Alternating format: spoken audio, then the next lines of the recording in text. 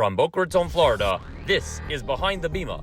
On this episode, Rabbi Goldberg is joined by co-hosts Rebbetzin Goldberg and Rabbi Broide and Rabbi Moskowitz. They talk about their inspiring missions to Israel, explain what we can do in the diaspora to make a difference, and share powerful stories about the enduring spirit of the Jewish people. Also, visits with soldiers, massive barbecues, cigars, all this and more, Behind the Bima.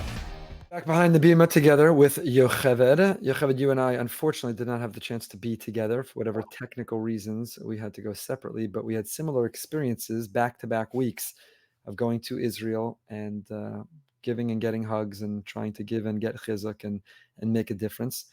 And I know I lived vicariously through your trip, and I think and hope you did a little bit through mine. And we're both have in common super eager to share it with our community. Obviously, those in Israel don't need it. They're living it. They're on the front lines of it. What we've done is nothing compared to that. But to help expose the people not living in Israel to what's happening and inspire the people not living in Israel to continue to make a difference in their own way, it's important to share. So tell us a little about your trip. What was the background? How was it put together? Who was on it? What was it like? How long did it last? Tell us about your mission to Israel. Well, after you went on your initial trip, I said, I have to get there. And I really wanted to get there. And it was an amazing, fortuitous situation where Adina Schmidman, who's a Rebbetzin in Philadelphia and runs the women's initiative of the OU, decided she also wanted to get there with a mission. And there are a lot of men missions that have been going lately and not so many women's missions. So this was one of the first. And it was a mission for Rebbetzins and a lay leader from each of their communities.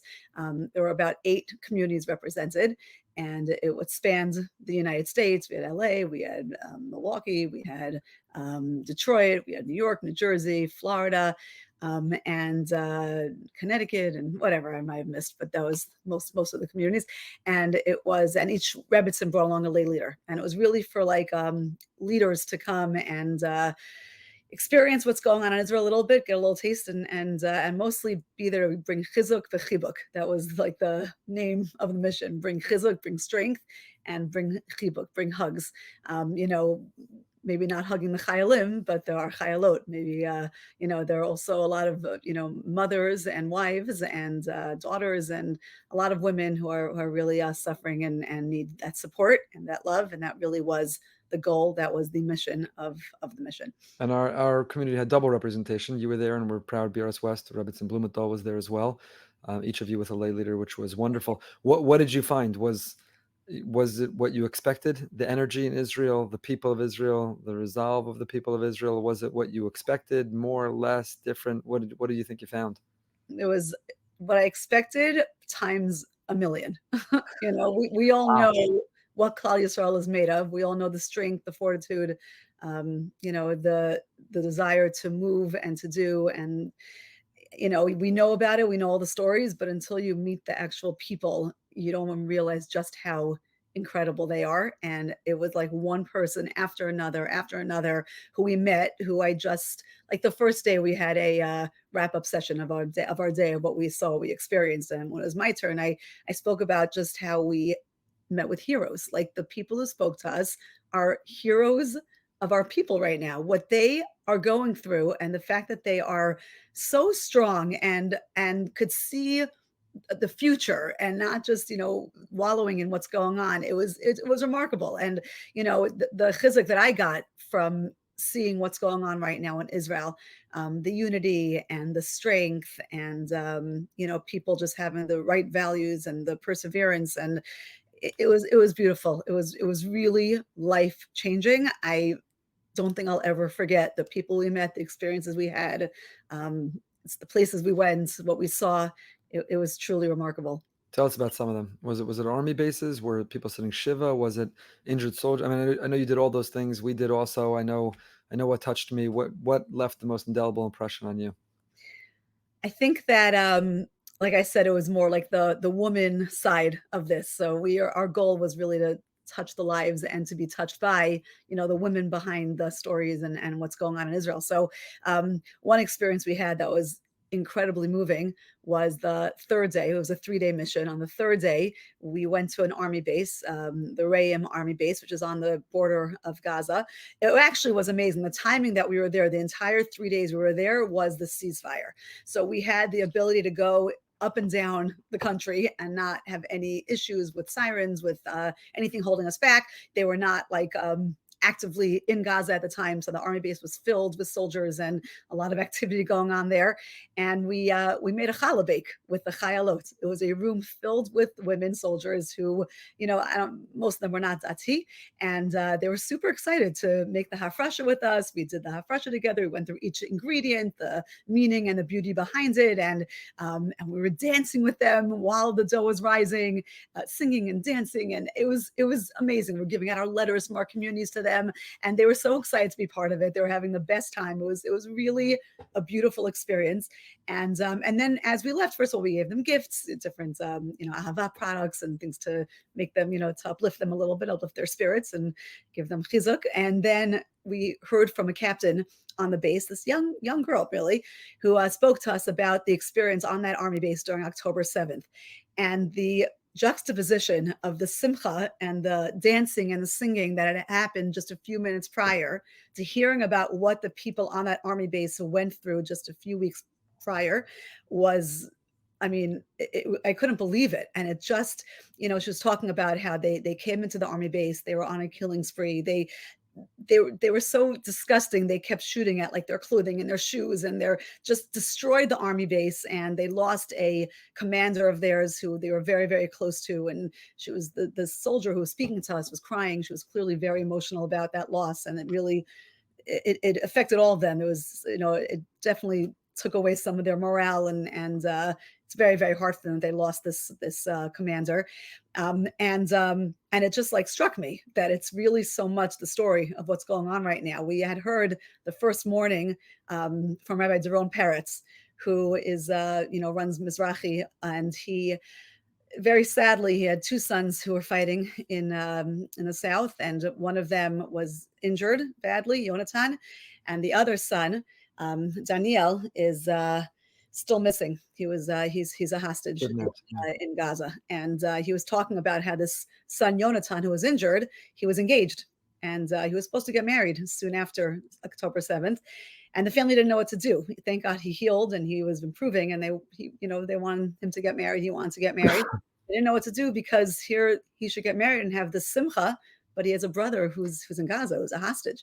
Right. And tearfully he told us how we as Jews have the ability, and Hashem gives us the ability, to be able to hold two things at once, that we could have sadness and we could have joy. We could have simcha and we could have sorrow, and we could have them both like in two hands, and he described to us how that's what the wedding was like.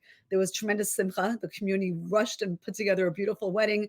But before it started, the Reb spoke about how there's someone missing here. And that someone is actually the chassan's best friend, his brother, and how they had to now go through this wedding without him, but they're able to still have the simcha of making this wedding, and he could start his new life with his wife, and he's healing and recovering. But there's someone very special who was missing from that, and who's still missing from that. And I'm looking at him speaking to us and his strength, and I'm thinking, you don't know where your son is. You don't know what kind of condition he's in. They found his blood in his tank. They know that it's not a life-threatening injury. That's right, amazing. The forensics are able to tell the bleeding, where it was coming from. It wasn't something that's life-threatening, but he definitely was injured. I actually am wearing a bracelet that he gave out that day.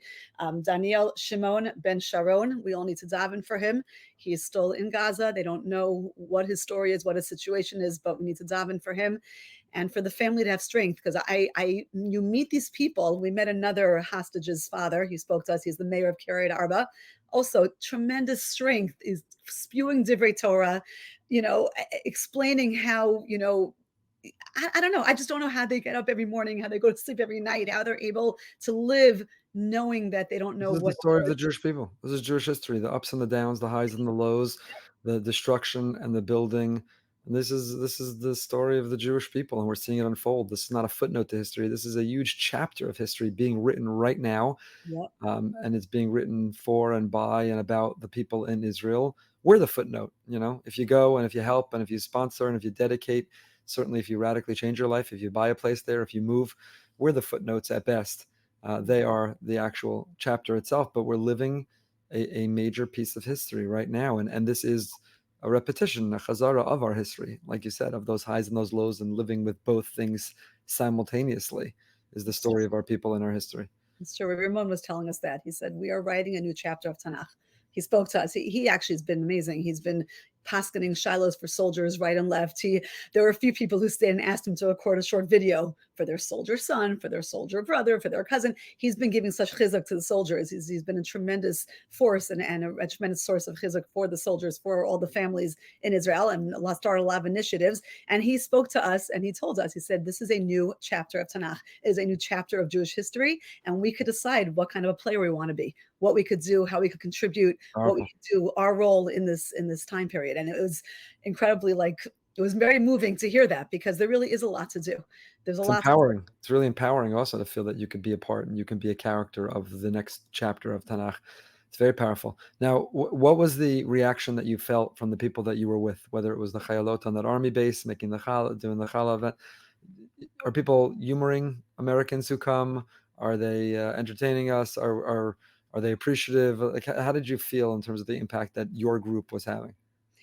It was incredible how we were received. I also had a little bit of a hesitation. I felt a little stupid, here we are in this comfortable life in America. We're very lucky, and they're in the front lines and really suffering and fighting and dealing with the repercussions of husbands in the army, or of, people, children, husbands, fathers on the front lines, or held hostage. We actually met with two women who lost sons in the army. One was a day post Shiva, the early family in Beit Shemesh. Another was in Mitzpeh Yericho. She had lost her son a couple weeks prior. And, the strength that they have, and, you feel like, what are we doing? We're here to bring them chizuk. Who are we? We're minor players in this.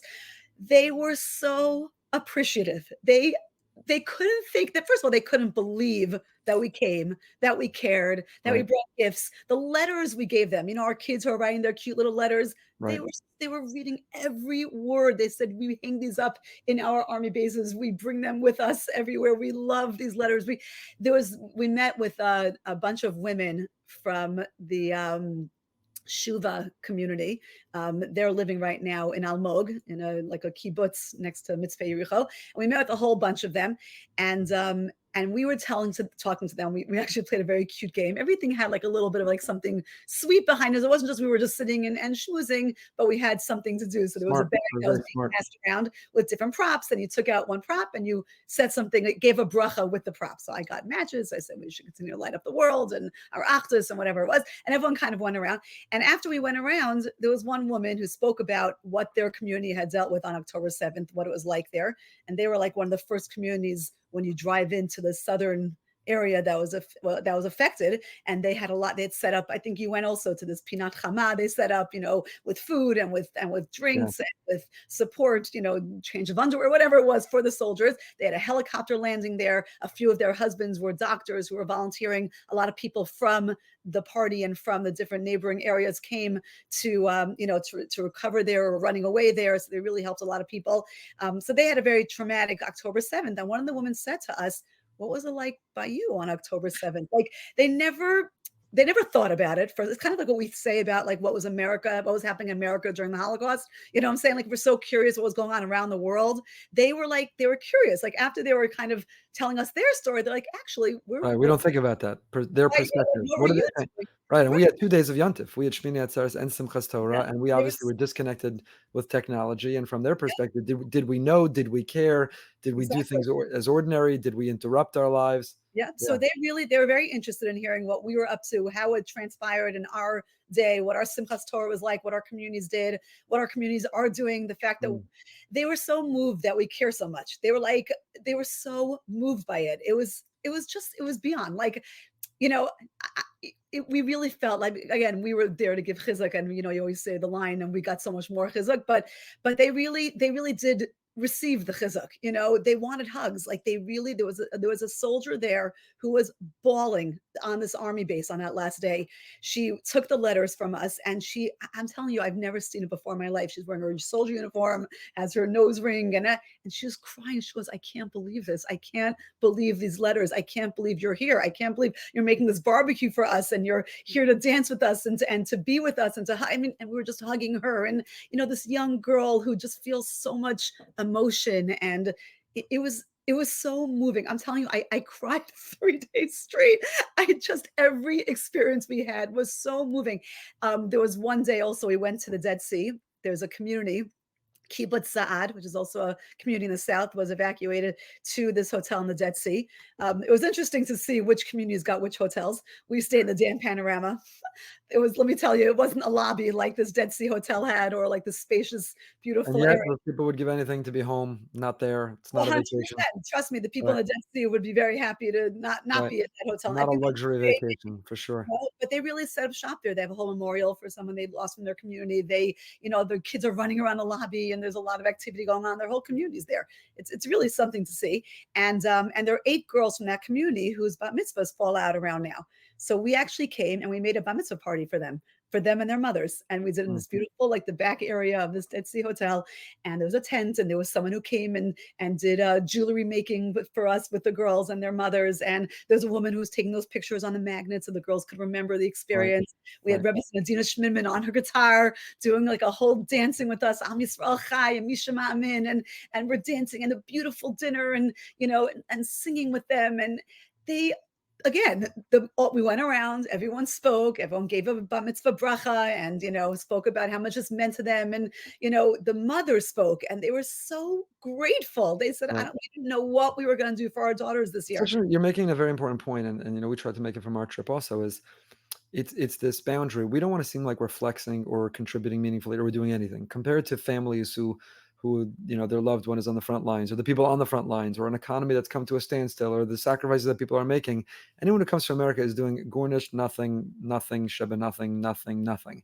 But lest we think we're doing nothing, it's not just, it is appreciated. It makes a difference. So if you have the ability, if you're thinking about it, it's not simple. Most can't.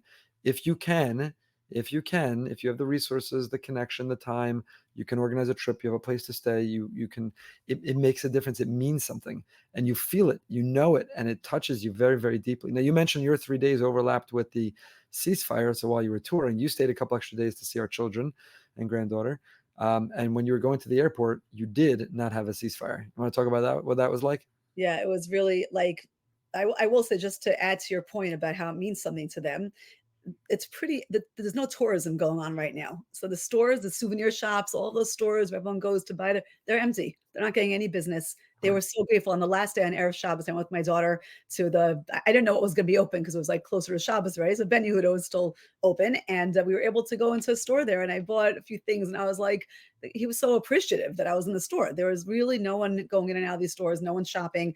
We went to Maris Machpelah, it was empty. The hotel was empty. I'm saying people aren't We also, Hebron was a ghost town. Marsa Machpelah cares, was the or only ones there. it was really, there's not as much activity, as much presence there. Even that alone, forget even going into, like, I know it's not so easy to get into an army base or to get into make a bar mitzvah or to do a challah bake. Like, those things are definitely privileged kind of activities that I was lucky enough to be part of a group like the OU. They were able to make those connections, and and your groups also make terrific connections, are able to do very special VIP kind of stuff. Not everyone could do that, but even just going to these places that are usually so busy. I mean, to visit our abos and imahos, they miss us. They want us there. I felt it was such an amazing feeling to be sitting there with Avram and Sarah. We're learning those parshios now, or that, those are our parshios, and to be with them during this time and to be able to daven, and they want us there with them, and Hashem wants us, in Yerushalayim and touring and going around and just busying those streets again. I think that's really an important thing that we could do also.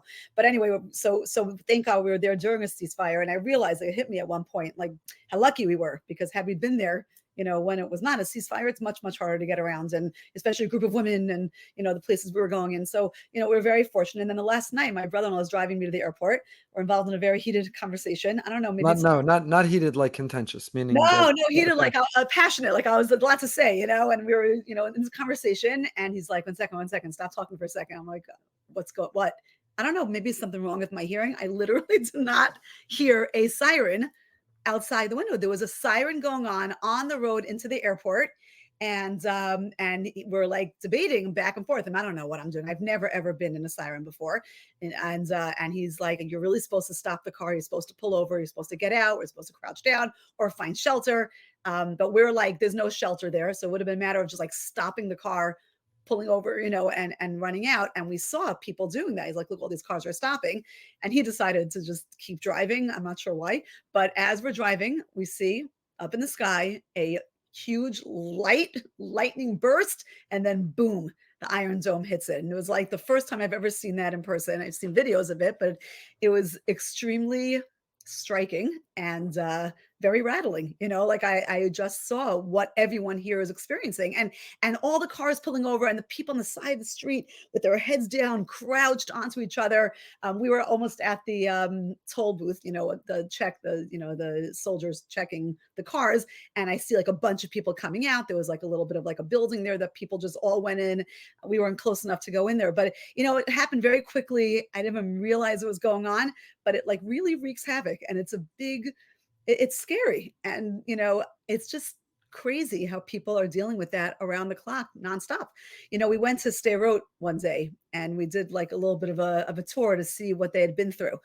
And it was, first of all, it struck me how many bomb shelters they have and what they deal with even before October 7th. Behind the Bima bomb shelter, including. Yeah, I want to see it. I didn't, we weren't in that area, but, this is this is life for them. They're always running into those bomb shelters. Right. But it was very eerie for me, because as we were driving in and our tour guide's showing us, this is where that happened and this is where this happened. And they showed us this pileup of cars leading into, the southern communities, and, which was those cars from the concert and from, this Nova concert. And then, and showing us this was where the police station was. Now it's like completely raised, there's nothing there. This is where that person shot out a bullet from the window. You see the hole there. This is where the rockets, shattered those windows. And in the next neighborhood, you see this big rocket, hole in the building. And there's like so much destruction. It was so quiet.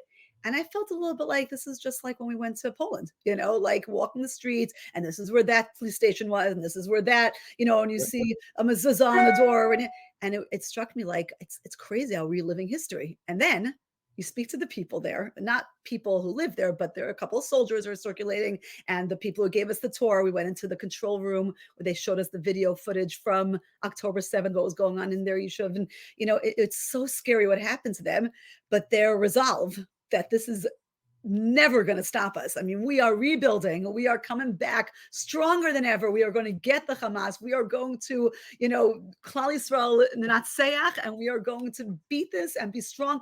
You feel like this is nothing like Poland. This is nothing like the 1930s, 40s. I mean, we are here to stay. This is our country. This is our home.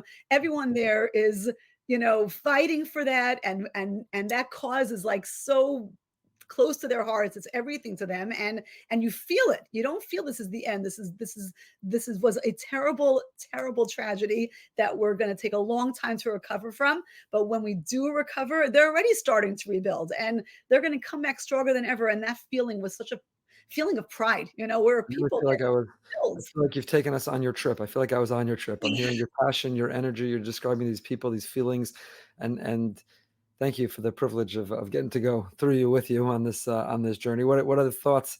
Anything that you take away that you want to leave people listening or watching? Again, people in Israel have better things to do than hear you, but then hear me, hear this, that they're living it every day. But those who are not there, who have not yet had the chance to go there, what should they know about what you saw? What would you encourage them? What's important for them to take away from your experience? So I think that everyone should know a little bit what they're davening for. Like I think that we're hearing stories, we're seeing videos. But, like, for example, we were staying in a hotel, and the lobby is teeming with displaced families from Sderot. And they're just like walking around with these faces that they're so drawn, they're exhausted, they're disheveled, they're displaced. Someone called them DPs, and it like struck me like you think of the DP camps. You don't think, they're DPs. They're really, they don't have a home to go home to yet. They can't go home. They're living. And I think it really like strengthened my davening. Like I want them to be able to go back home. They don't belong in these hotels. There was one boy, actually, it was very nice. I wanted so badly to give to these children a little bit because they're so bored. They're cooped up in their little hotel rooms in this little lobby. I felt so bad for them. So our friend from Pantry Packers brought me some toys to be able to give out to these families. And one of the toys I I got was this big Playmobil set.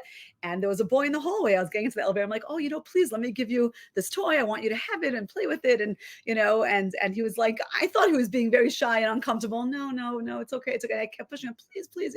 My Hebrew also improved a little bit on this trip because it was, we had to actually use it and hear it. It was very nice to go back to that a little bit. But he's like, no. And then finally I'm like, please, it would mean so much. I would love for you to. And he says, Ainli makom. And it was not even like he didn't want it. He would have loved it. He literally had no room in his room for it. Like there's just no space for them to have this toy in there. And it broke my heart. These kids, they just want to be able to run around outside. They're on like a city street. They can't go outside the hotel.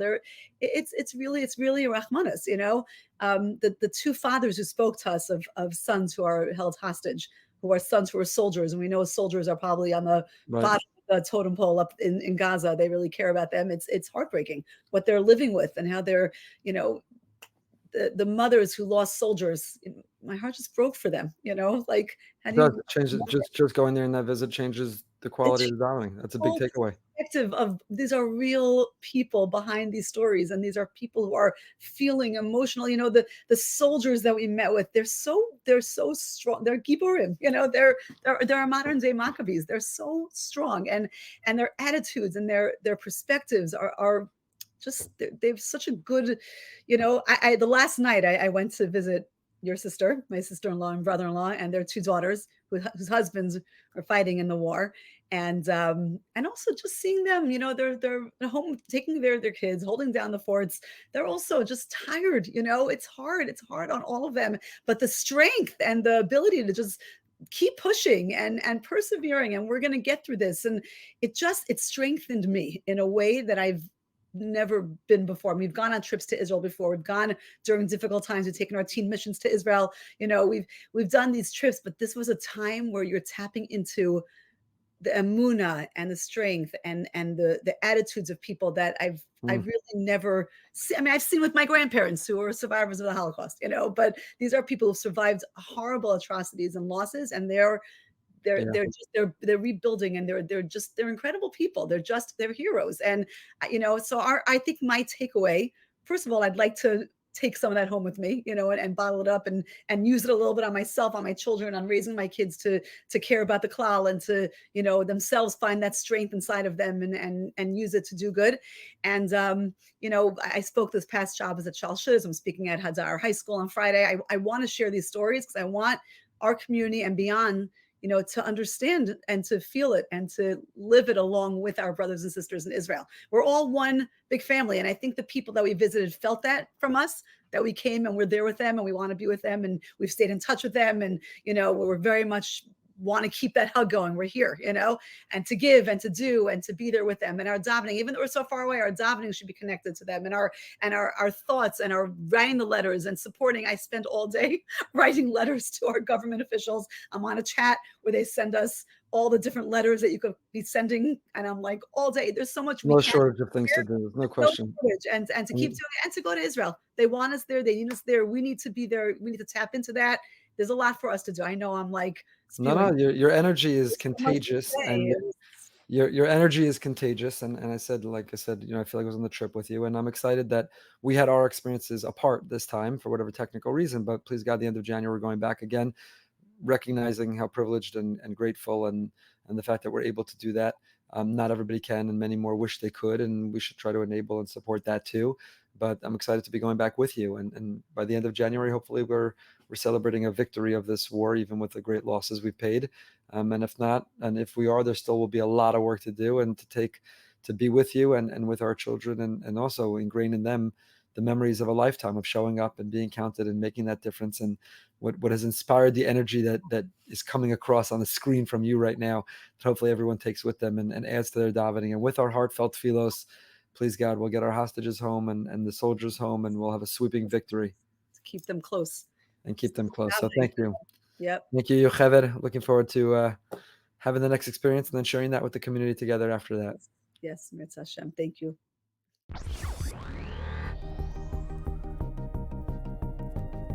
Really excited to be behind the Bima again with my dear friends and colleagues, Rabbi Moskowitz and Rabbi Broide. We took a trip to Israel recently, last week, spent 3 days, 3 brothers going to give hugs, get hugs, give chizuk, receive chizuk, and again, go to the north and the south and connect to our brothers and sisters to be part of this journey and this historical moment in Israel that we couldn't stay away from. And we're happy and excited to be back together again to share that experience and process it together, the three of us, and together with you, our Behind the Bima family, with some other topics that connect to it. So, Rabbi Moskowitz, Rabbi Broide, I mean, let's dive right into it. Tell us about what this trip meant to you, what you expected, what you walked away with, what were some of the highlight moments, people, places, things that we experienced. For those living in Israel, certainly you could shut this off. You don't even need to listen to us. You are living the unfolding of history. You are being so moser nefesh, people with family in the army, those in the army. You're by definition on the front line, as lives have been put on hold for 2.5 months, nearing 3 months. So what we have to share, our impressions are much less significant. But for those who haven't been to Israel since October 7th, what do they not know? What's important for them to know? Rabbis, what do you say? Yeah, I think after having so many different trips and tours of Israel, one of the things you realize is that you go to a certain location and it's set up as a place to see. It's a sightseeing trip, and you'll go and you'll be told what to expect. Here, we went down to Kibbutz Be'eri, and our amazing tour guide Yassi was very clear. You're going to see things that you've never experienced before. As you said in your drasha, this is Auschwitz before they put up the glass and turned it into a museum.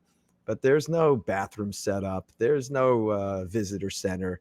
You're going into a place that is unlike anything else. Yeah, and I think that for me was probably the most meaningful part. And we'll get into the details of, where we went and what we saw. But for me, I know this is your second time going back, guys. For me, this was my first. And from the second we heard about the attack on October 7th and obviously the consequences of it, I think like so many people, you just felt this visceral pull towards the land of Israel. And, it was waking up in the middle of the night and reading the news and obviously living and breathing it from the diaspora every second of the day. But there was just this magnetic pull that I have felt every second of every day since October 7th that I just need to be there. And it's somewhat illogical, you being there. I wasn't on the front lines. I wasn't fighting. I wasn't doing anything significant, but I just needed to be there. And I think for me, that was, just talking in broad strokes, the most powerful experience was landing in the airport, getting to hug as many people as I can. As you said, Rabbi, to give hugs, to get hugs, to give chizuk, to get chizuk. And I think everywhere we went, that was the experience I had. I came away so uplifted and inspired and enriched by the experience, by the tenacity, by the fortitude of everyday Israelis who are just doing extraordinary things and really heroic things. And, it's something that the images and the people that we met are things that I'll carry with me forever. When you say you felt that magnetic pull, let me just follow up. And there's no right or wrong answer to it. I have my thoughts, and I'm sure Rabbi Josh has his. Was that for you or for them? Meaning, did you feel pulled there because you felt they're on the front lines, there's volunteers, there's resources, their lives are upside down, we have to go do for them? Or was it more for you that I can't be so far away, I need to feel connected, I need to be present, I need to be there and be counted with them, or a combination of both? It's definitely a combination of both. At the end of the day, let's be honest, Israelis are fine. They don't necessarily need me to show up and to flip some burgers on an army base. For me, it was much more of a personal connection. When there is Saras in Klal Yisrael, when there are Jews in pain around the world, you want to be there with them. You want to be counted.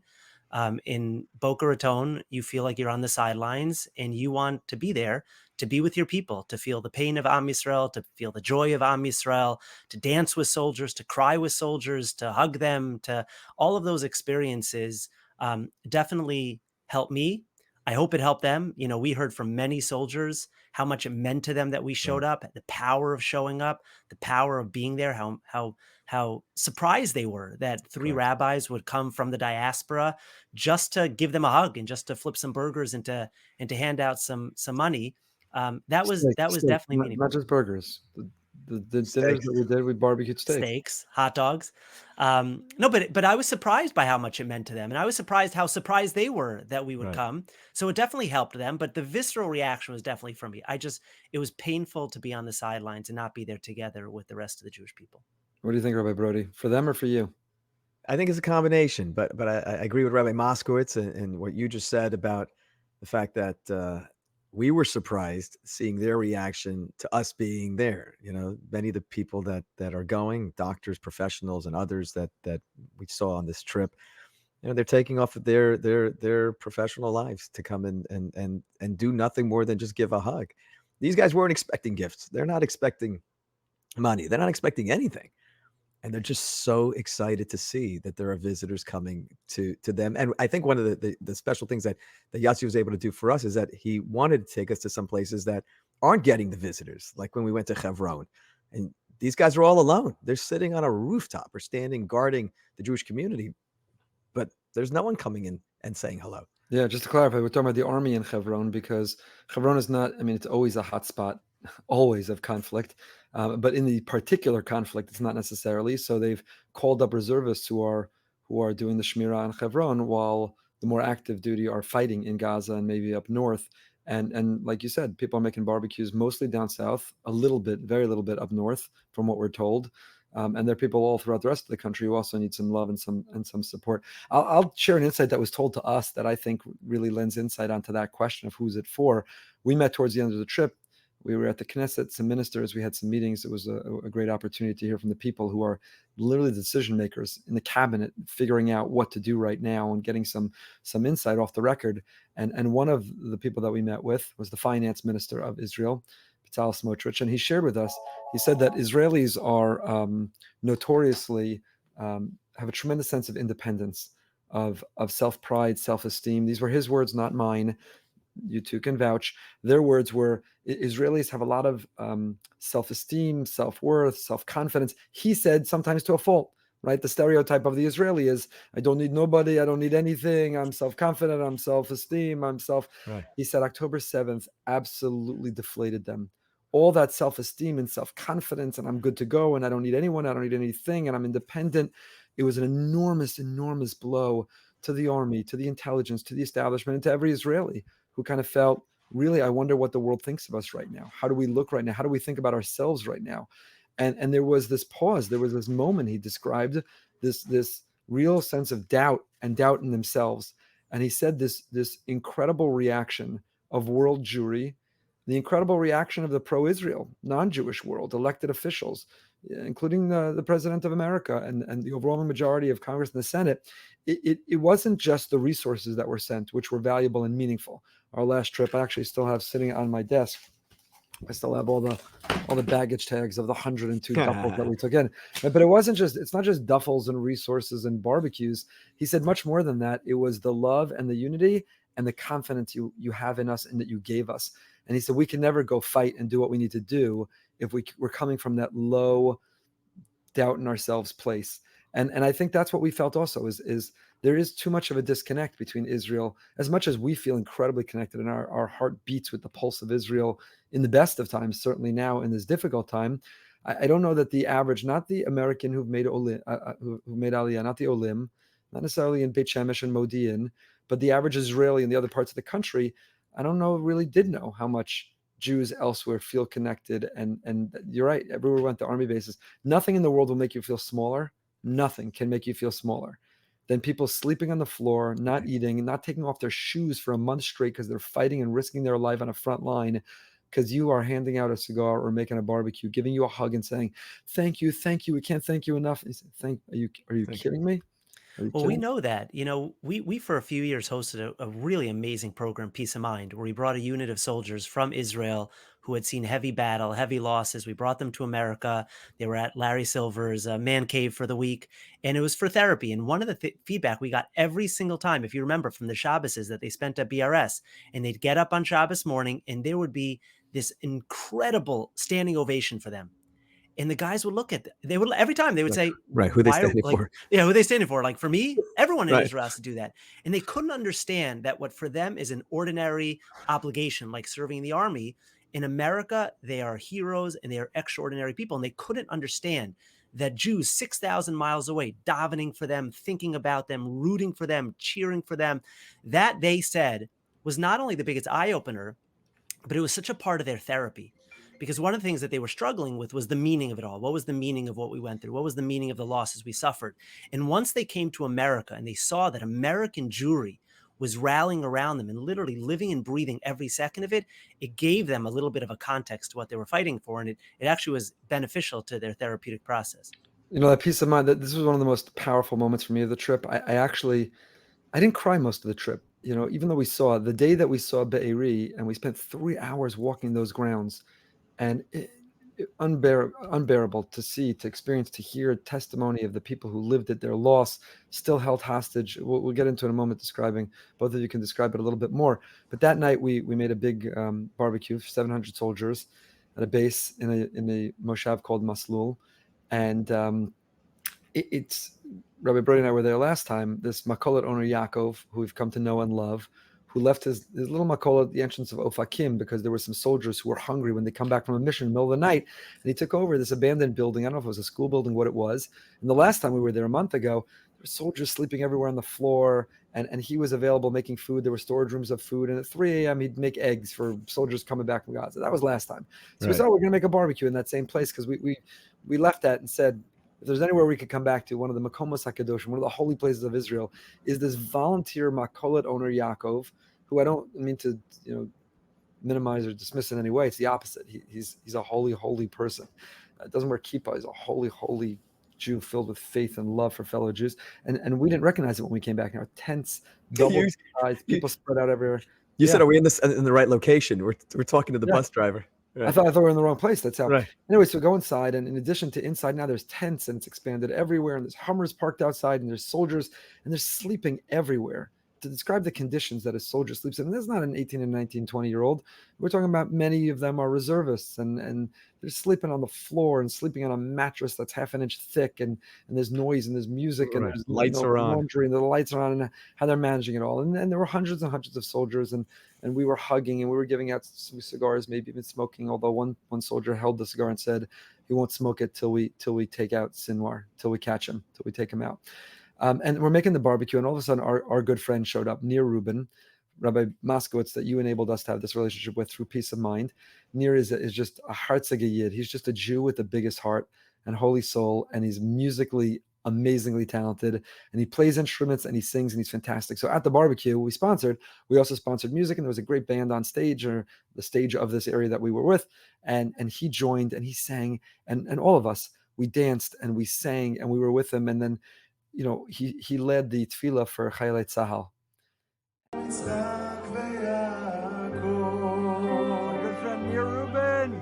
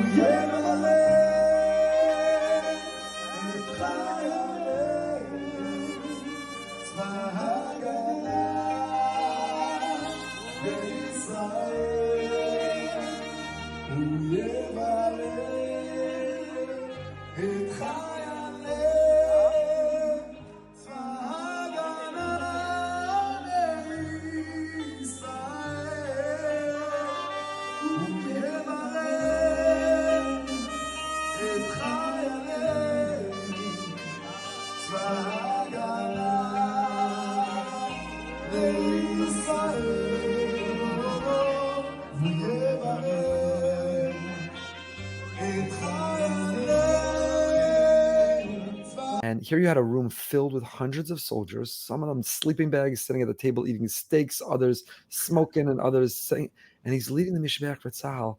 And I'm looking, and I'm thinking, how Hashem orchestrates things. Yeah. Here, 5 years ago, his unit came, Peace of Mind, to try to do some trauma work with their therapists, and we were just giving them another place to go to for it. The refuah before the Makkah, like, did any of us know, fast forward 5 years, these same soldiers would be called upon again to be counted, to show up, to be on a front line, to go fight? And here he'd be almost giving us chizuk, singing, dancing, hugs. He wasn't on that area, that base Maslul, but he happened to be off that day and reached out, and he came, and then he left, and he said, I got to run. I got to go. Where do you have to go? He said, my unit's going in. We have a mission tonight. They were going back into Gaza, which was very close to where we were.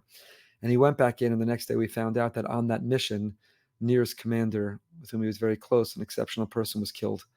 And he's broken, and we're broken with him. And I think that whole thing really summarizes the experience, from the high of singing and dancing with him and seeing and hugging him, to the nostalgia for when he was in Boca and they thought his service was over and done and finished, and now he could work through the trauma of having served, to the new trauma of losing his commander, of losing a hero, and having to still go battle and fight and absorb and process. And I was just, both there while he was singing that Mishaberach Fritzal. Maybe we'll share some of these clips as part of this episode, and you can at least listen to it and see it on YouTube. That was a really powerful and religious experience, like feeling Hashem's involvement in introducing us to Nir, bringing us together that night, what happened afterwards, and that continued connection. And even the relationship he has with some of the other members of our community, like Dr. Agion, who was with him on Sukkot, and then he ends up staying for another 2 weeks. But it's that relationship also through Peace of Mind, through Nir, that made that happen. Right. And it shows you the power. You never know the long-term consequences of some of these programs. You bring these soldiers in, they're here for a week. A lot of the time you're doing fun activities with them. They're in therapy during the day. You're not really sure what's happening. You create this bond with them, and then they go back.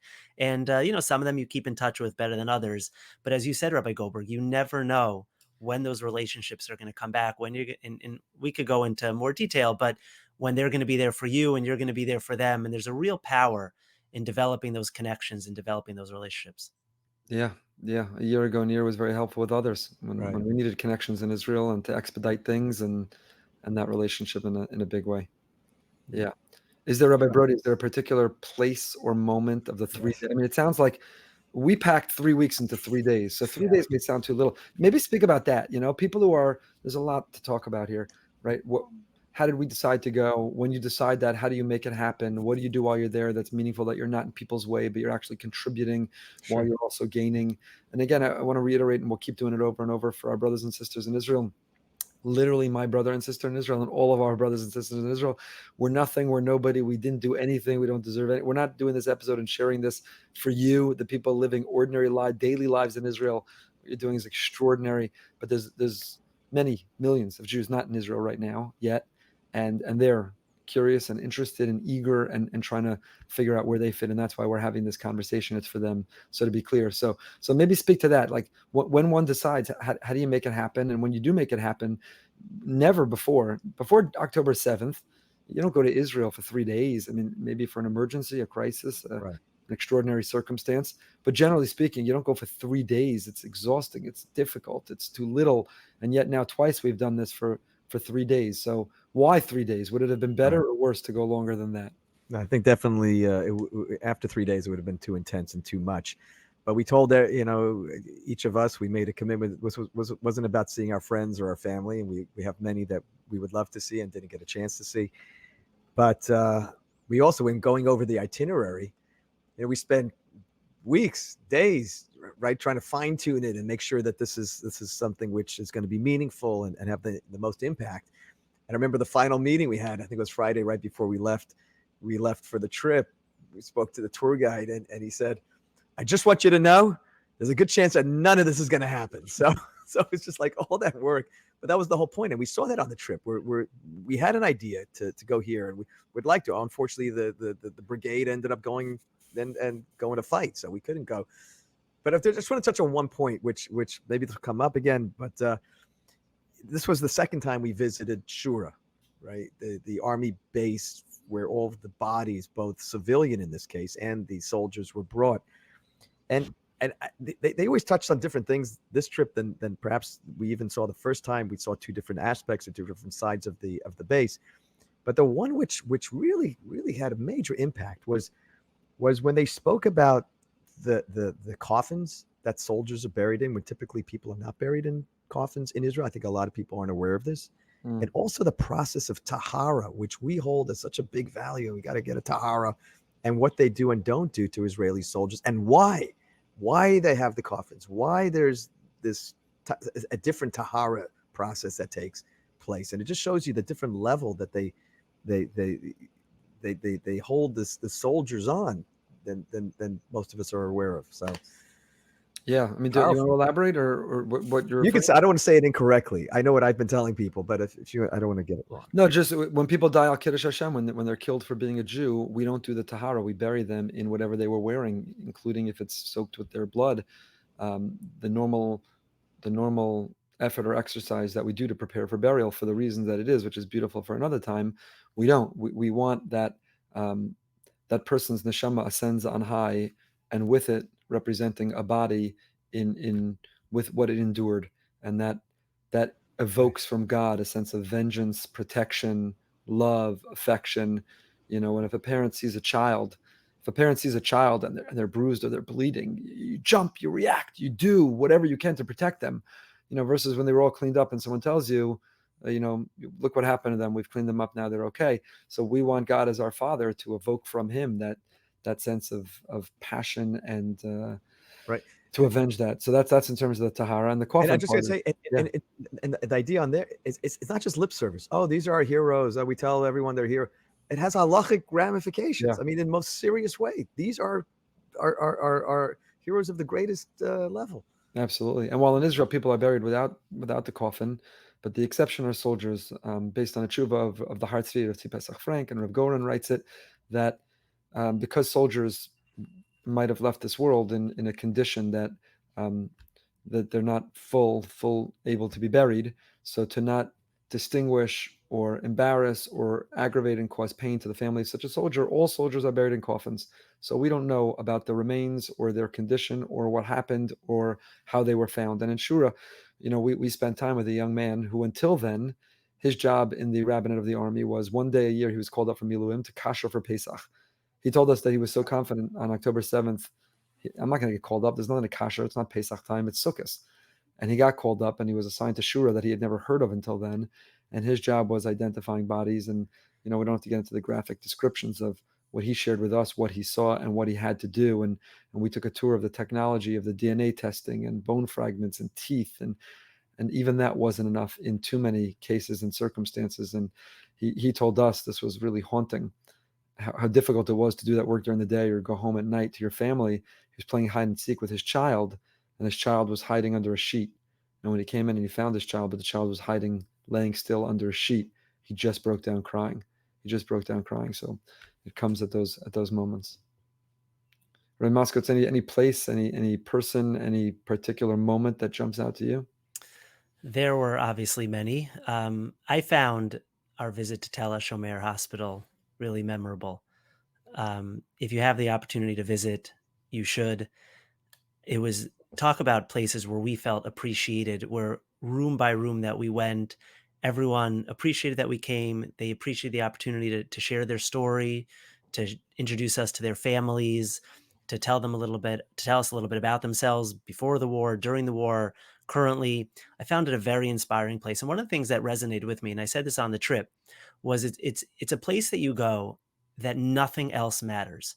You walk down the halls of Tel HaShomer and nobody cares what you look like, what you're wearing on your head, what type of thing you're wearing on your head, what your politics are, what your upbringing is, what your background is. Nobody cares about anything.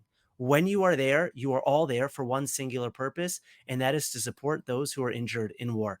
And I found it a very inspiring place. I found the resolve, the resilience of almost every soldier that we encountered to be uplifting and really spectacular, like mesmerizing in an extraordinary kind of way.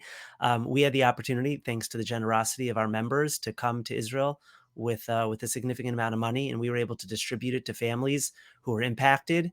And seeing their reaction, at first so hesitant and with pride, they didn't want to take it. And then we told them it's not for you, it's for, Hanukkah gifts for your kids, or it's for, and once they saw it through that lens, they were so appreciative. And it just created this incredible bond. We were able to meet with people who we've known previously, people from Shlomit, communities that we have relationships with, and to be able to interact in that way, again, with no barriers, with no care for any differences, or all you cared about was you're a Jew and I'm a Jew, and we're here to support you and to express our gratitude. There was a very, very special feeling walking the halls of Tel HaShomer Hospital. I don't know if you, Rabbi Broide, do you feel that same way, or is that unique to me walking those halls? No, it's first of all, where do you walk down a hospital hallway? You don't do this in Boca Regional and Delray Medical, where you see flags of the Golani and the Givati and the paratroopers, and you're walking down. You're like, this is a hospital of heroes. You wish you could go and hug all of them, but there's unfortunately too many. I'll tell you, my feeling when I left there was, and we shared this also, is we tend to wake up in the middle of the night to check, and in the morning get the update, and all throughout the day of how many soldiers we've lost, how many heroically died fighting for the Jewish people. And it's way, way too many. It's now north of 100. And that's the number that we focus on. But the truth is, and I'm looking right now in real time as we're doing this, the wounded in Israel from October 7th and the war is 10,584. And when we talk about wounded, we saw it with our own eyes. Wounded could be missing a limb. Wounded could be missing an organ. Wounded could be missing one of your faculties. Wounded could mean you'll never be the same again. And these are people whose lives are changed forever. And I think we do a terrible disservice by being numb or by minimizing that number. Those are casualties too. There's the casualty of the person whose life was lost, and there's the casualty of the person who lives but doesn't ever live the same again. For them, and we saw young soldiers sitting with their parents. We saw married soldiers with spouse or family, and we saw their whole life is on hold. They've been in the hospital for 2 months. We visited a young soldier from Efrat. We've come to know an amazing young man. His story is incredible. He was there last time we were there. He's there now. And we said, you're getting out soon. Hopefully we can see you in Efrat. He said, I'll be here for a year. And then we must have looked like really depressed and sad. He's like, I got it. It's no problem. Got it, right. That's what I meant to do. I want to get back. I want to get better. I want to go fight. I mean, everybody wanted to go fight. Nobody was like, take me back to Boca. I'm Right. done with Israel. I put in my time. I paid a price. Take me to some palm tree in Boca. Right. Everyone was like, I want to go fight, or I want to go home, or I want to go build, or I want to go expand. Just the resolve, that energy you both described, that tenacity. So I think it's so important to focus not only on the number. Hopefully that number will not increase whatsoever. We're done. Right. And we'll just have a sweeping victory and not lose another soldier, another soul. But we shouldn't only focus on those casualties. They're the people who are injured. And when you see and experience and spend time, and every room we were in also, and nobody stopped us from this. Maybe they're just humoring a bunch of Americans, but we sing Am Yisrael Chai. Last time Rabbi Broide had his guitar, we sing Am Yisrael Chai, and they seem to get into it. Yeah. Also, in most of the rooms we went were other soldiers visiting their friends. Yeah, you noticed no one was alone? Nobody. Everyone we went in, Yeah. no one. Yeah. What else about Tel Very HaShomer? special. Very special. Well, it's nice to see that in 4 weeks that there were a number of patients that were getting better. Like we saw them 4 weeks ago, Yeah. 5 weeks ago, and now they're walking, or they're, that was special. No, but it does speak, Rabbi Goldberg, I think, like a really important point for our listeners and for certainly diaspora Jewry to realize, we're living in like the thick of things. There's a war going on. Someone already texted me today that the projections are the heavy fighting is going to be done in a month. That means yeshiva break. Everyone can go to Israel. That's kind of sometimes the mindset. And then, you visit Tel HaShomer, and exactly as you pointed out, you realize that this is, for all these families, this is just the beginning. Right. For them, this is a months, years, lifetime journey. And when we talk about what can our communities do and how can we assist and help and where can we plug ourselves in, so I think there are going to be long-term needs that, a lot of people feel tired and they're exhausted. And, I know as rabbis, you're going on 2 months of speaking about Israel and you're always looking for a new angle. But, it's the recognition that we're at the beginning of this, certainly for many of these families, and the support that we can give, whether it's financial, whether it's organizationally. We're in this for the long haul, and that's going to be 6 months from now, 9 months from now. We were talking about peace of mind and trauma and PTSD. That's going to be a huge, huge undertaking, which again, I'm proud to say our community is prepared to step up for, and I hope others will as well. But it's the long-term impact and the long-term involvement that really we're committing ourselves All to. crisis, right? There's the acute phase, and people jump and they help. And then when that person, they've gone back to normal, and that person's life will never be normal again. And this is that on a collective way. In terms of the relationship of those outside of Israel, those in Israel don't need to be reminded of that. They will continue to live that. They will continue to be affected by the economy, in the trauma, in the everything. Right. But we outside of Israel need to not just be there in the acute phase, but when you go there now, you realize, like you just said, how long a haul this will be. Rabbi Goldberg, I want to ask you about a comment that you made in a drasha after your last visit, and maybe you can elaborate on it here. You came back from your first visit with Rabbi Broide, and you got up at the pulpit and you said, one thing I'm convinced of, Israelis will be fine. It's American Jewry that we need to worry about. I heard that from you after you came for your last visit, and I felt it on our visit. Can you explain a little bit to our listeners why you said that?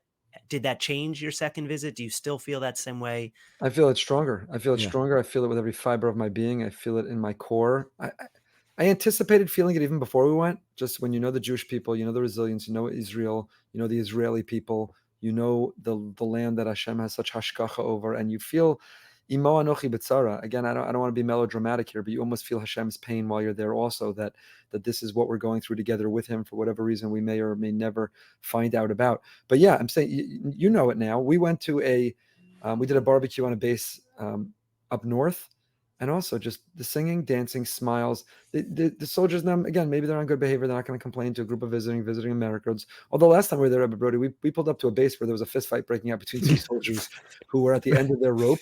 So they were not on their best behavior for camp visiting day. But it wasn't because they didn't like each other.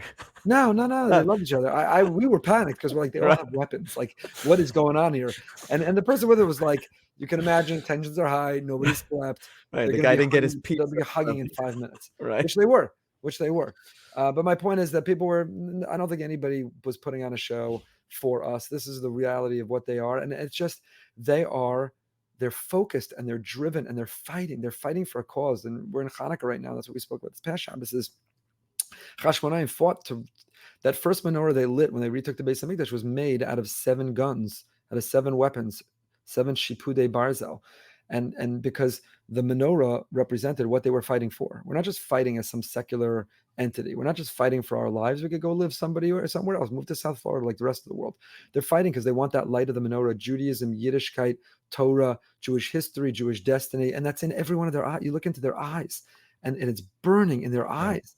The 51-year-old we met outside of Gaza, who was released from the army 11 years ago, but refuses to go home and is fighting, to our young friend who took us on a ride in his Hummer, who left his wife and kids, right? To these soldiers, young and reservists with families, they just have this fire, this drive, this sense of purpose, this mission. And that was true in the hallways of the hospital, the families of those who are injured. That was true with every chesed organization we interacted with and volunteers. That was true. That wasn't true in Kramim when we met with the people of Shlomit, who've been dislocated and relocated, and they're living out of a hotel. That sounds great, a spa that maybe you went to when your kid was in Israel for the year, but it's not great when you're having to your kid's classroom is now the massage room, whatever. Massage room is now your kid's classroom, and they describe the hotel manager is now the principal. Yeah, the manager of the hotel. Tamar described to us that the manager of the hotel, who has no experience in education, walks around every day to make sure the classes are. He became like the principal, right? And the woman who's in charge of housekeeping, Hannah, was braiding a little girl's hair, and maybe it sounds fun for a week of Pesach. It ain't fun to live 2 months in a hotel, crammed in rooms, communal meals, none of your things, no real school, no setup, no circuit. And yet nobody there's complaining.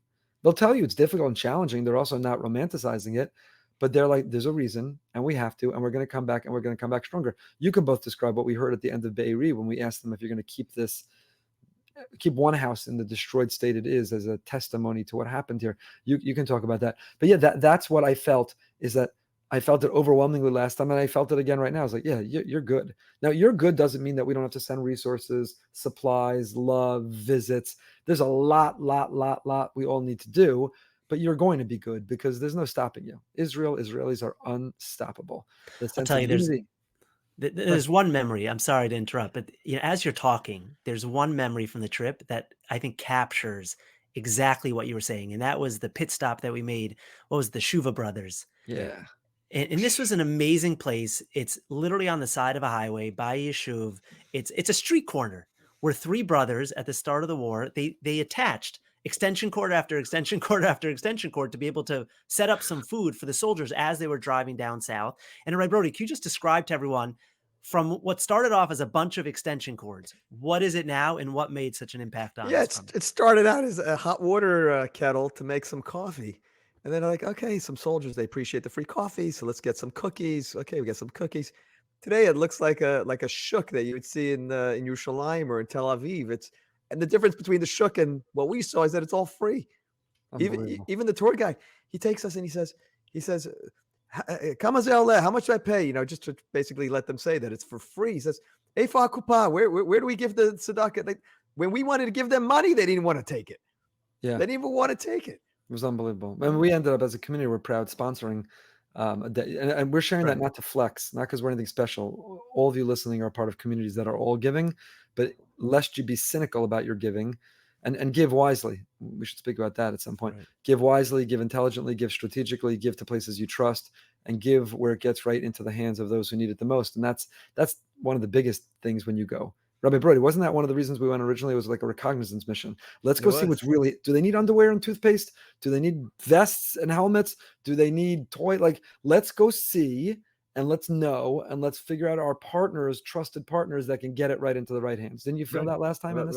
Absolutely. And we kept hearing conflicting information. So let's go, let's talk to the people and find out. And I guess maybe it'll be a good opportunity to give a big shout out to Alex Kess from the Eretz Chemda, who has really been on the ground and has been a real trusted partner. And if people are looking to support and they want to make sure that money's getting to the right places, hands on the ground, he's a great person. Alex Katz and Eretz Chemda and a group of volunteers we saw actually at the Museum of Tolerance in the basement. They've taken it over and made it into what they call the War Room. Right. And it's just a group of volunteers. I mean, we saw that at the Pinat Cham in Gush Etzion, the women of Efrat just baking and supplying soldiers who need a couch to lie down on and a delicious piece of cake. And we saw that Alex and Eretz Chemda and just putting their lives on hold, their livelihoods on hold in order to volunteer and do it. So that's going back to Rabbi Moskowitz, your question. When you look into soldiers' eyes, and you look into these volunteers' eyes, and you speak to elected officials, and you hear from a retired general. And how about either one of you want to talk about Hannah's friend, who we met with? Who I was going to. We had a real privilege to meet with someone who is from the search and rescue unit in Israel, 669 Sheshetesha, and he was on the ground on October 7th. I mean, he was in Be'eri and Kfar Aza and Nachalos, all those places, and he was there was not support, and he was telling us very, very intense stories of what he saw and what he experienced and the miracles that happened to him. And he was extremely articulate, and everyone should go out and read his book. I don't remember the name. You could Google it quickly while I'm talking, but he wrote a book in Hebrew that's hopefully being translated into English, and that's being updated for October 7th. One of the things that I took away from him, this is a man who saw everything. I mean, he was there that day. He's been there the whole time. He was on some of the missions to bring the hostages back into Israel. I mean, he's a very significant personality and player in the army. And I asked him at one point, I said, with all that you saw, all the destruction, all the death, all the hard, how do you maintain optimism? Like, what gives you any hope? How do you not lose yourself? And do you guys remember what he said? He said, I find the hope and optimism in everyday little things. He said, I call my mother and wish her a Shabbat Shalom. I check in on a friend. He goes, it's those small acts of kindness that give me hope in humanity and that keep me going. And I just found that very powerful. It resonated with me because I think we're all looking for things that we can grab onto. We're all feeling, again, obviously him on his level and us on ours, but I think his message of just find those little tidbits of humanity that you can bring into your life, into the lives of other people. And he said, and that's where I look for hope. And that's where I look for optimism. You know what else jumped out from that conversation? This guy's ripped. He's strong. His pecs were almost exploding through his shirt to the point that we're all like, he's wearing a fake shirt with padding. He's ripped, but he's humble and soft-spoken and sweet. He's strong. You like felt it. He's articulate, eloquent. And he described going in and out and fighting and killing and rescuing. He also has been present for some of the hostage transfers, and he described that privilege of being there for that and what that's been about. And yet, despite being tough exterior, tough as nails, also interior resolve, fighter. We don't want to reveal too many details, but he's engaged to be married. Please God, getting married end of January. And his fiance, his Kala, is also she's got 40 people report to her. She's a commander deciding major decisions in the army. They've barely seen each other, overlapped. And he talked about on that October 7th day when he was in and out of those places, and they were trying to text and just make sure each of them was okay. And there was a point where there were a lot of soldiers that were lost in a certain moment, and she was panicked about him, and they were communicating, and he got choked up when he told us that. And you talked about the humanity. It's real. You saw the humanity, the soul in him.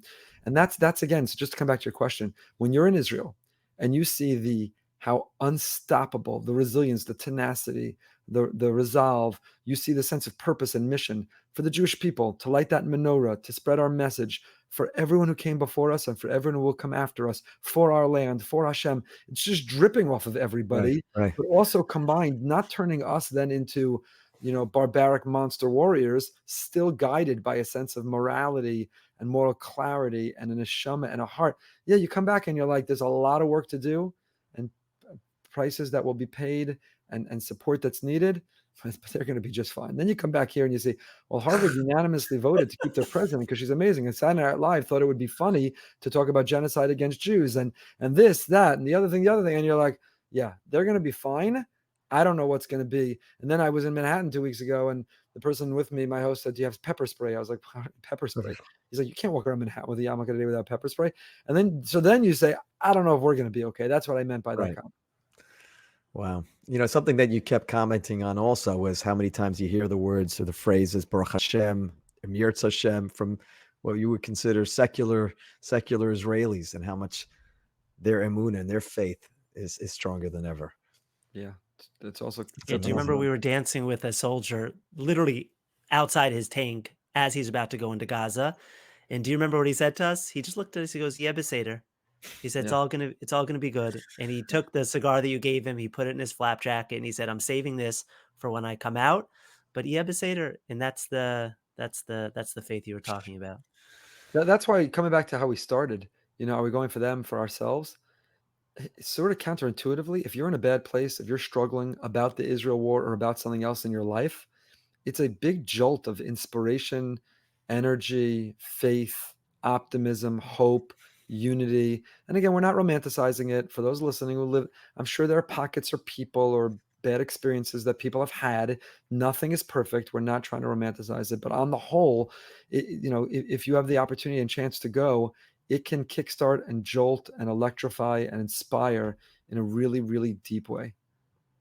How would you respond, Rabbi Goldberg? I have a lot of friends in Israel, and some of the feedback that I've heard is when they see these little missions of rabbis going, and we take the pictures and we give out the money and we feel good about ourselves, and we come back and we tell our congregations and they all clap for us, and their feedback would be, sometimes they feel like, oh, like an American has to like find a soldier on the street corner to take that picture to make themselves feel good. And their point is, like, we live here, we're sacrificing. It's very cute that you come for 3 days, you take the photo ops, you go back, you feel good about yourself, you raise a lot of money off of it. How would you respond to, I don't want to call it cynicism, but like that questioning of the motives of a lot of these short missions? What are they really accomplishing? How would you respond to that type of person? I would respond by saying the following. I think overwhelmingly my experience has been, and again, I have a lot, my whole family lives there. I'm the only one still here. Overwhelmingly, my feeling has been not that. Those cynics should look in the mirror and ask themselves where that feeling's coming from and why they're feeling it. Because overwhelmingly, including from Olim, what we felt was love and connection and appreciation and thank you. And what they understood also is that we're not looking for sympathy, but it's not necessarily easy to fly there and back in 3 days. Our trip, the shuls did not pay for our trip. We pay, we find the money. It's not paid for by our members, not paid for by our shul. There are a lot of parts of this that are not easy. We're not doing it. We're not getting a hero's welcome anywhere. It's not for accolades. We're not doing it for our ego or for attention. We're doing it because this war is being fought on multi fronts. And there's the major front line, which of course is Israel, period, hard stop, end of sentence.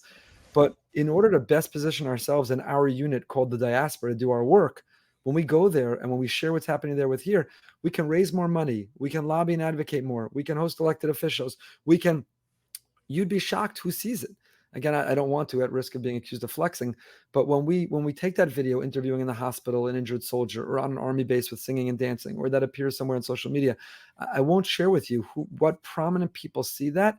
And it makes an impression. It makes a difference. It changes minds. It makes people open wallets. It does something. So it's a small part that we can do. It's very, very, very, very small compared to what's being done in Israel.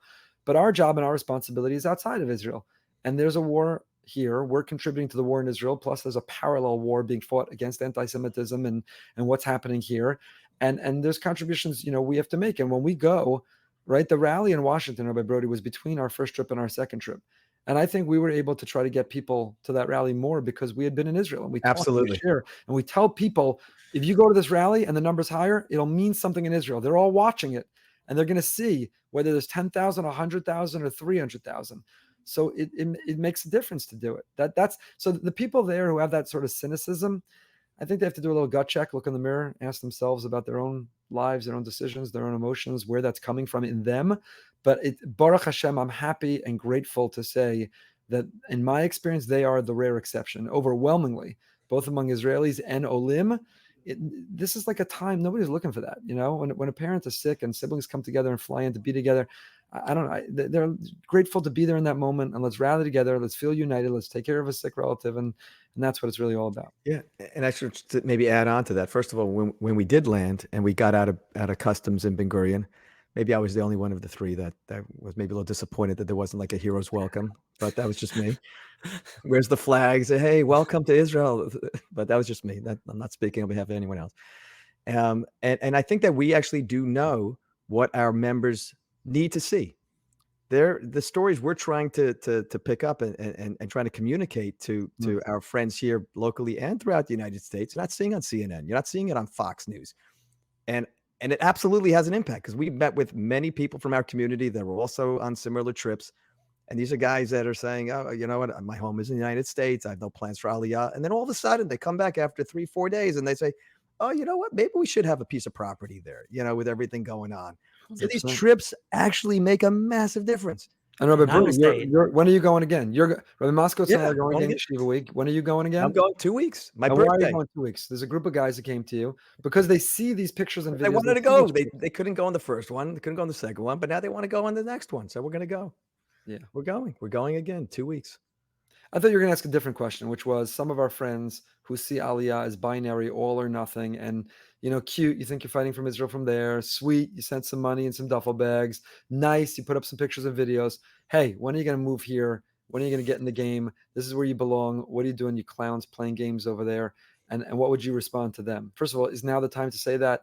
Is it helpful to say that? Are there legitimate reasons that they're wrong and not everybody can be there right now? What would you both say about it? Rabbi Broide, I know you're on the cusp, on the brink, you're close to announcing, you're always thinking about. Yeah. So what would you say to them? Rabbi Moskowitz, you want to go first? Yeah, I would say they're right. They're right. It's a tension that I feel every single second of every day of my life. We talked at the beginning of this podcast about the magnetic pull that you feel. I felt it before October 7th. I feel it in a much more heightened way after October 7th. Yeah. There are people in America that in a million years I never thought would make Aliyah, who are now legitimately considering it based on the experiences in Israel and what they're seeing on the streets of America. Alliances that they thought they had, friendships that they thought they had built, bridges that they thought they had with other religions, with other political parties, and they're really questioning the future of Jewry in America. And I think it's something that any thinking Jew strongly feels. The one feedback I would give, and again, I might get into trouble for saying this, is I think it's something that everyone feels. I don't know that that's the number one conversation that needs to be had right now. And I know I have friends who feel very differently, and it's a conversation we have all the time, especially my friends who live in Israel. They feel the need to remind me of that all the time. Moskowitz, it's cute. You're giving drushas, you're visiting, you feel good about yourself. You think you're making a difference. You want to make a real difference? Move here, because you and I both know the real truth, which is that this is the destiny of the Jewish people. And they're 100% right. And they know I agree with them, and they know it's a tension that I feel all the time. And yet I think that there are other messages that our community, in addition to the Aliyah message, needs to hear. And I'll give you a good example. And this is not false flattery. You guys know I don't do that. I wasn't on your first trip when you guys went, about a month ago. I had serious FOMO because you guys know how badly I wanted to be there. I wasn't able to join you. And when you came back that Shabbos, Rabbi Goldberg, you got up there and gave a drasha. That was about 45 minutes long. It may have been the longest, other than a Shabbos Shuvah drasha, that I've ever heard. And I want you to know you could hear a pin drop the entire time. People were on the edges of their seat the entire time. Half an hour, but okay. No, it was 45 minutes. This week was a half hour. But I mean this seriously. People were on the edges of their seat the entire time, and they were desperate for that connection. Yeah. They were desperate for the message of Jewish pride, of figuring out how to take the experiences that they were seeing 6,000 miles away and to translate that into their life here in America. What does that mean for me as an American Jew? And so when you get up there, like you did the Shabbos, you spoke about how we're now going to double down on our Jewish pride. And it's not going to make us hide our Judaism. It's going to make us even more proud. That's messages that uplifts American Jewry. It changes people. Someone, if you remember last time, who ordinarily doesn't wear a kippah, said, after that, I'm going to start wearing a kippah. People who didn't wear tzitzis saw the tzitzis campaigns that we're doing and said, you know what, if the soldiers are putting out tzitzis, I'm putting out tzitzis. Kids in college campuses who are texting us, how do I get a Magen David to wear on my neck because I'm not hiding my Judaism, I'm going to be proud of my Judaism. These are major accomplishments for American Jewry and major, literally seismic shifts in the mindset of American Jewry. And I think that there's so much work to be done there without guilting people into making Aliyah. Can I be even stronger than you? Please. No, Rabbi Broide, you go first. Sorry. First of all, I was just thinking about a big dinner we went to this week for one of the big Jewish organizations, and most people, they're not religious, they're not observed, they're not Orthodox, so there's not a lot of kippahs. In fact, I don't think there were any kippahs in the room other than a few rabbis that were there. But the mayor of Boca Raton, Mayor Singer, had a kippah on, and again, I was so impressed and so excited. Now you might say, "Oh, what's the big deal? It's just a kippah." I'm like, "That's huge. That's a massive deal." I agree. I want to go even stronger than you, Rabbi Moskowitz, because I want to say the following. When this is over and the dust settles, of course, every Jew, wherever they are in the world, needs to continue to grapple, not if, but when, Aliyah, how to make it happen, plan, and so on and so forth. But to right now, focus, emphasize guilt. What you'll do, we are the unit fighting on this side of the ocean. We have a morale too. And if you deflate that morale by making a person feel that if you don't live here, you might as well do nothing, then they'll do nothing. They won't show up at local rallies. They won't go to Washington, which is not easy to get to for a rally. They won't go to an AIPAC meeting that's happening in March. They're not going to lobby congressmen and senators whose support we can't take for granted and an administration who can turn on a dime. They're not going to get celebrities and high-profile social media influencers to stand on the right side of this, influence the media and call them out. There's a huge war happening on this side of the ocean too. And our unit also needs a high morale. And when people feel I'm making a difference, I'm contributing, it matters, they'll fight harder. And when they're told either live here or you're nothing and garnished and why do you bother, then they'll say, I guess it doesn't matter. So I'm just going to shut off and turn off and disconnect from those efforts. So it's not just that it's not productive, it's counterproductive.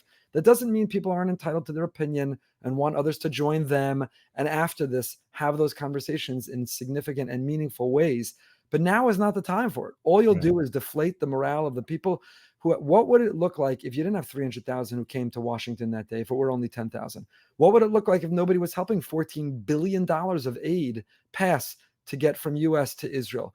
What would happen if there weren't a systematic campaign, media, social media, online, offline, to stand up and tell the truth about Israel and fight for hostages to be brought home and confront Qatar and so on and so forth? There's a lot of work to be done outside of Israel too. This is not a time to point fingers, blame, guilt, shame. It's a time to come together, let every unit do what they need to do in this fight. And afterwards, we can talk about how the same way in Israel. Now, we were just there, the three of us, and we had meetings. And people would not talk about how this happened, what went wrong, who's to blame, who needs to be replaced, because we're in the middle of a war. Right. You don't do that in the middle of a war. That's not what you talk about in the middle of a war. Can I just ask, I think maybe the difference that I'm personally feeling is that when it comes to the war in Israel, it's a war we're going to win, and it's a war where we can win. I personally feel we can't stop fighting in the United States. We've got to keep fighting, give it everything we've got. But the question that's on my mind is, can we win this war here? And that's basically what I'm saying. I don't think we can, but I'm not saying we can.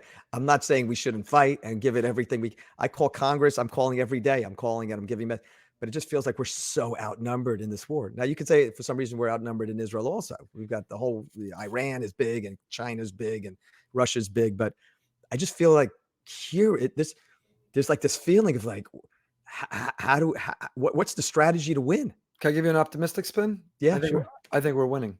Oh, the polls in America show the majority of Americans stand with Israel. Now, it's true when you go to younger demographics, you lose that a lot.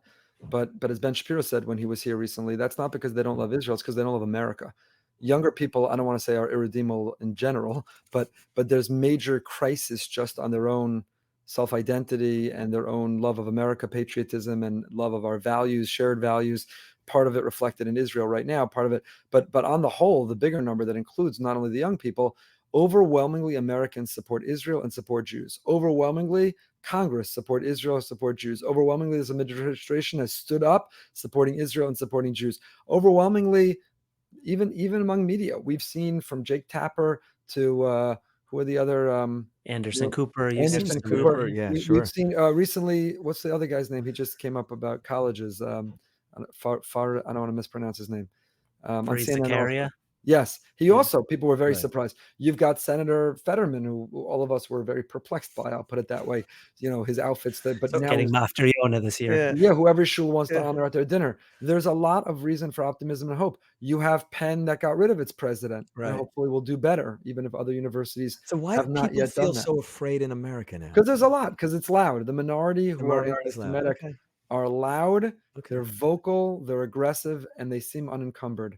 And that's scary. And that's Right. scary. So I'm not optimistic to the point that I can tell you we have nothing to worry about, that this is all being overstated. No, this is scary times. And there's a Right. lot. I'm just saying that we have to look also at our friends and with the optimism and embrace them for the same reason I just said in the last conversation. Because if our friends don't hear us also appreciative of what they're doing and optimistic, they'll just stop being our friends. Right. Right? If all they hear from us is it's a fait accompli, anti-Semitism, everyone hates Jews, here we go again, then they'll just be like, okay, I Okay. guess it doesn't Here we matter that go. I spoke up or spoke out, or, I'm Right. optimistic. How many, including just the other day, right? Where's that cafe whose employees wouldn't let this Jewish woman use the bathroom?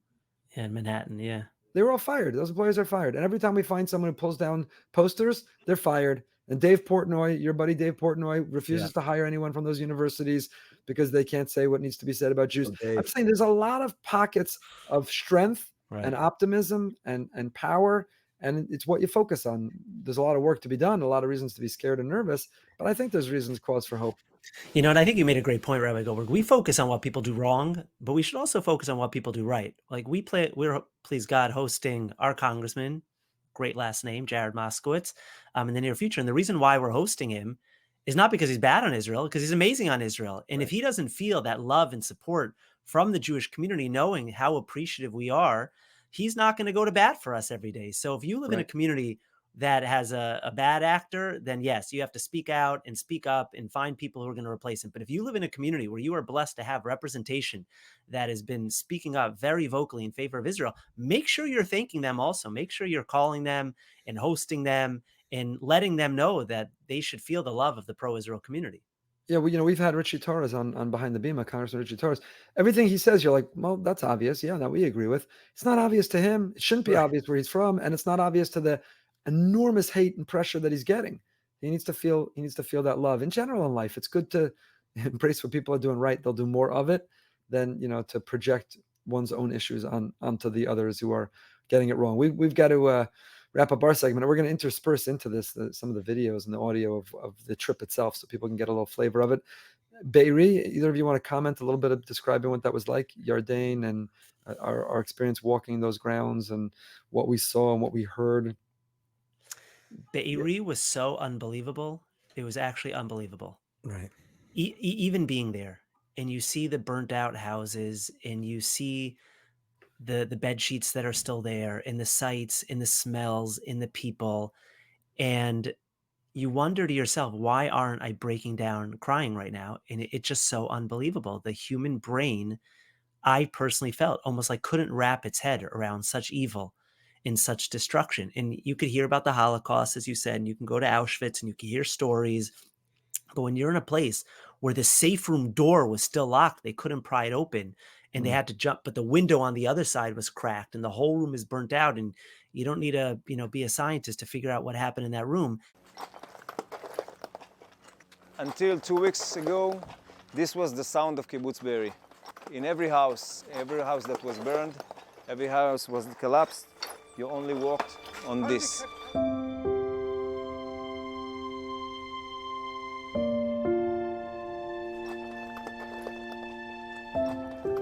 This is Evan's family house. On the 6th of October, there were 2 parents and 4 boys. Now there are 2. Terrorists just came and killed everybody in one shot.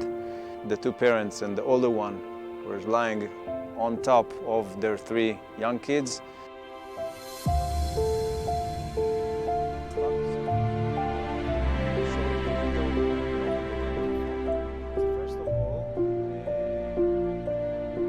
I don't see house, I don't see numbers, I see the people. We know them, we live with them. It's our families, it's our stories. So yeah, we should remember them all of our days, all of our time. But I don't want to live in a cemetery. I don't want to live in a museum. Because if I'm going to live in this house and I'm going to wake up every morning and see what happened to Chen and Rinat, Alon and Ido, so yeah, we should remember them all of our days, all of our time, and my kids should also and stuff, but not live in a museum, in a cemetery. My brother and Eitan was here. They managed to fight here for 7 hours, and they managed to kill many terrorists. And after 7 hours, they ran out of ammunition. Terrorists started to surround them all around, throwing grenades at them. After they threw grenades, they entered inside and shot them all from zero range. My brother died here in this place. Was entering inside, standing on top of him, and said, "We're doing it just for fun," and shot him in the end. Give a short interview. Hope to smoke it with you soon in Miami.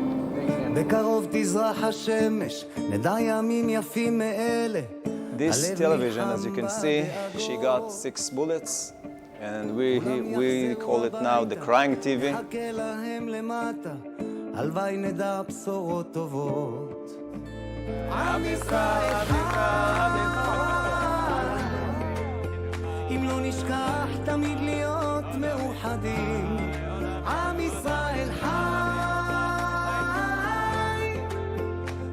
Thanks the support that we love, that we feel every day from Am Israel in Israel and across the world, the love that we get and the rebuilding of the place.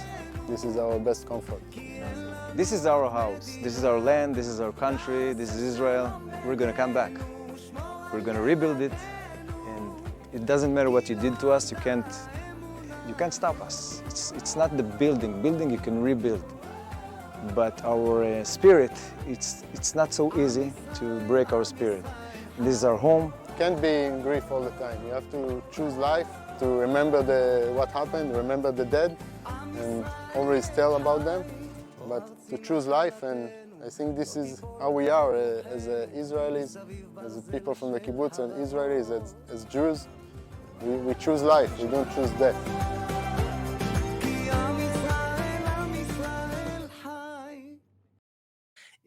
The human brain almost can't comprehend the tragedy that happened there. And yet you hear from people like Yardain, whose brother was murdered, and you hear about the heroic efforts that his brother went. His brother was there that day, and he heard the shooting, and he ran towards it, and he saw one of his friends shot on the ground, and he pulled him into the dentist office there, figuring that a dentist office would have some bandages. And he ended up holed up in that dentist office for 3 hours, shooting terrorists as they would come by, and as people would be injured, he'd pull them in also, until eventually 3 hours in, he ran out of ammunition. And the reason why we know all these stories was because he was there with a few other people, and the terrorists came in after he had ran out of ammunition and proceeded to shoot every single one of them, except for one person who was so covered in blood already, they just assumed he was already dead, and they left him. And that person ended up surviving and telling the story of Yardain's brother in his truly heroic efforts. And you hear Yardain. Yardain was there, not just guarding. And what the terrorist said when the terrorist killed his brother. The terrorist said, he said, he looked over him and said, Rak bishvil hakef, I'm only doing this for fun. And you really come to grips with the evil that was perpetrated that day. And yet here was Yardain. He had his gun around his shoulder, and he was serving guard in Be'eri that day. And he had just come from the fields picking avocados, because he said the fields still need to get picked, and Be'eri is going to come back, and it's going to be better than ever, and someone's got to pick the avocados. And that imagery of him with the gun, standing, telling the story of his brother, picking avocados, looking towards the future, really captured the entire trip for me. Rabbi Broide, you've done March of the Living countless times. You've been to Poland. You've done Auschwitz, Treblinka, Majdanek. How would you compare walking Be'eri to being in those places? Yeah, walking through Birkenau, you're walking on a paved street. Here, you're walking over crushed pieces of buildings that have been blown up, and you have bullets still all over the floor. It hasn't been cleaned up. It's not going to be cleaned up for some time. But I think one of the things also that was so startling, and you heard it, you could watch probably some of the videos, you'll hear it in the background, but it wasn't so much in the background, was you had explosions not too far away that these gentlemen are much stronger than me, but I literally fell to the floor every couple of minutes. It was intense. It was loud. There's no sirens because they're just right there.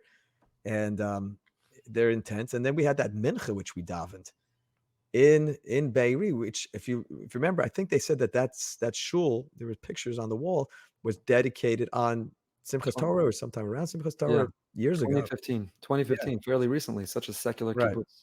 Right. So, It was a wow. very special trip. There's no one I'd rather be with than the two of you there. I think we're all still processing. I'm sure we'll continue to share on Behind the Bima, which has been since October 7th, focused exclusively on Israel and Israel guests, and a lot more to share. We're going to weave together some of our own videos into this, and conversation with Yocheved and her trip, which we're so proud. Also, our shul participated in upcoming trips. Rabbi Broide, you're going again in a couple weeks, and we're going again the end of January. And maybe end with that message. It's expensive. Not everybody could do it. We're not minimizing that whatsoever. Not everyone can do it. Some people have dreamt of going to Israel, have never been. Some people haven't been in years. Difficult. I have a lot of connections, family, easy places to stay. There are people who would be starting from scratch, nowhere to stay, don't know how to get around, don't speak the language, don't have the money to get there. We recognize and appreciate and respect all that. It's not easy. All we're saying is that if you do have the wherewithal, this yeshiva week, next break, next vacation that you're taking, when a family member is sick, where else do you go but to be with them? And that's where we belong, if you can. And if you need help, we're happy to try to help and coordinate. And we'll do future Behind the Bima, interviewing some of our partners over there who have been coordinating for a lot of volunteers. So we really encourage that strongly and hope people can take advantage of it. Final thoughts? I can't wait to go back. I really can't wait to go back. And follow us on social media. I'm on Facebook for those, I guess, that are older than 40. That's my age group, I guess. Rabbi Goldberg's on some of the other great platforms, but you can actually you can see in real time all of the experiences that we're still involved with. Until next time, keep davening, keep supporting, keep visiting. We'll see you soon.